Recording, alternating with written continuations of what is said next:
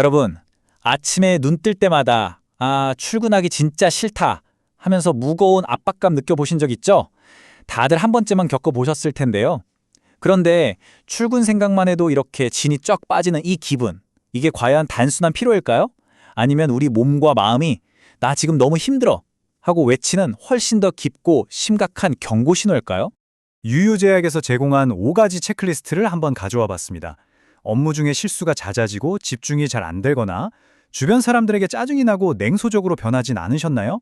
퇴근하면 취미고 뭐고 사람 만나는 것도 다 귀찮고 잠을 자도 두통이나 소화불량처럼 몸이 계속 아프고 게다가 내일이 대체 무슨 가치가 있나 싶은 생각까지 든다면 주목하셔야 합니다.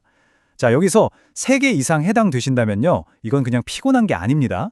번아웃 증후군 고위험군일 가능성이 아주 높거든요.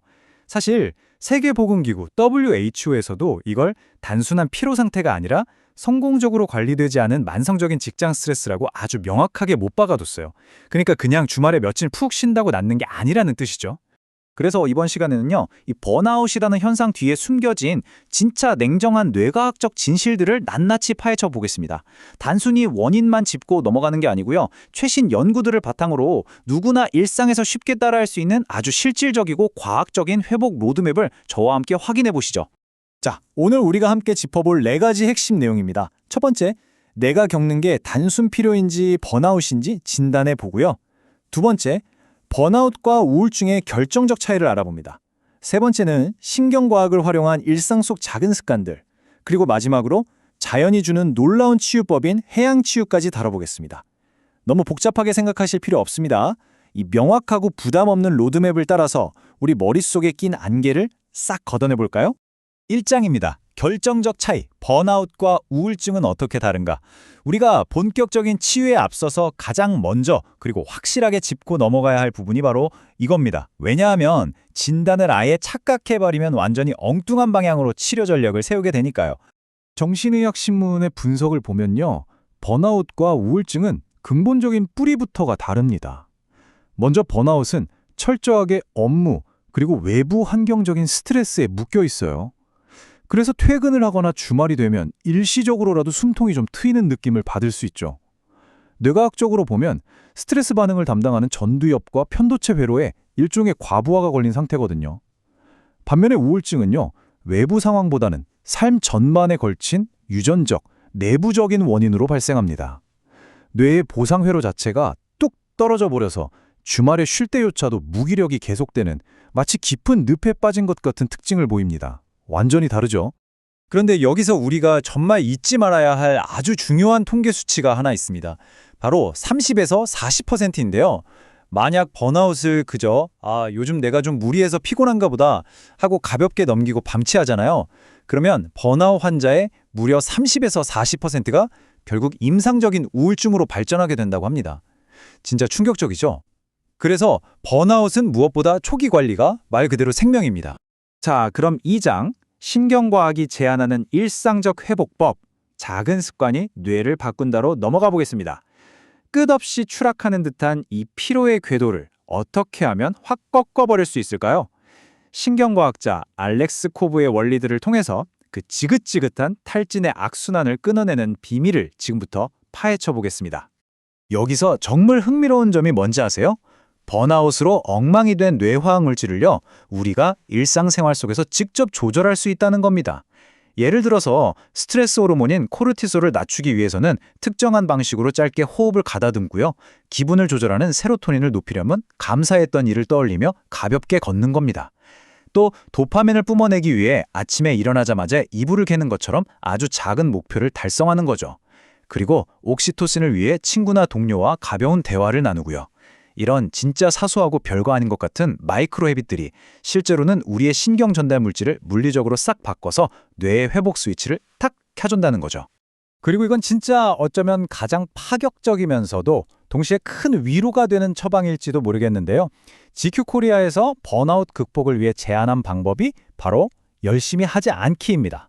네, 맞아요. 대충 살기입니다. 항상 완벽해야 한다는 그 무거운 압박감에서 벗어나서 의도적으로 내 기대치를 팍 낮추는 겁니다. 내 에너지의 100%를 다 쏟아붓지 않기로 기간을 정해두는 거죠. 심리학적으로도요, 이렇게 역설적인 접근이 뇌에 엄청난 휴식을 가져다주고 결국에는 떨어졌던 효율성을 다시 확 끌어올리는 아주 훌륭한 압력 밸브 역할을 톡톡히 한다고 합니다. 가끔은 좀 대충 해도 괜찮습니다, 여러분. 자, 그럼 지금 당장 앉은 자리에서 바로 써먹을 수 있는 아주 쉬운 호흡법 하나 알려드릴게요. 일명 478 호흡법인데요. 저랑 같이 한번 해보실까요? 먼저 4초 동안 코로 숨을 깊게 들이마시고 그 다음 7초 동안 숨을 꼭 참습니다. 그리고 8초 동안 입으로 후 하고 길게 내쉬는 거예요. 너무 쉽죠? 이 단순한 호흡을 하루에 딱 5분만 투자해서 해보세요. 뇌 코르티솔 수치가 거짓말처럼 뚝 떨어지면서 바짝 긴장해 있던 부교감 신경이 아주 빠르고 효과적으로 안정을 찾게 됩니다. 유유제약과 지퀴코리아에서 추천하는 꿀팁들을 싹 모아보면요. 일상 회복의 진짜 핵심은 이렇습니다. 퇴근하고 나서 딱 20분만 스마트폰 멀리하기, 시원한 물 한 잔 챙겨 마시기, 아무 생각 없이 5분 동안 창밖 멍 때리기, 그리고 딱 10분만 내 주변 책상 정리하기, 매일 5분씩 다리를 벽에 올려두고 피로 풀기, 파도 소리 같은 일정한 백색 소음 듣기. 어때요? 너무 소소해서 시시하게 느껴지시나요? 하지만 이런 행동들이 가진 진짜 강력한 무기는 바로 절대 실패할 수 없다는 데 있습니다. 번아웃 때문에 바닥까지 떨어졌던 내 효능감은요, 이렇게 절대로 실패할 리 없는 작은 미션들을 매일매일 성공해내면서 아주 서서히 하지만 확실하게 복구되는 거거든요. 이제 3장입니다. 자연이 처방하는 거시적 해양 치유, 바다가 뇌에 미치는 놀라운 영향. 방금 전까지 일상 속의 작은 습관들을 살펴봤다면 이제는 스케일을 확 키워볼게요. 최근 학계에서 진짜 폭발적인 관심을 받고 있는 완전히 몰입해서 뇌를 고치는 놀라운 치유 방법에 대해 알아볼 차례입니다. 바로 이 연구가 그걸 기가 막히게 잘 보여주는데요. 최근에 발표된 해양 스포츠 테라피 관련 오픈 액세스 학술 논문입니다. 단순히 받아보고 아 좋다 하고 힐링하는 수준이 아니고요.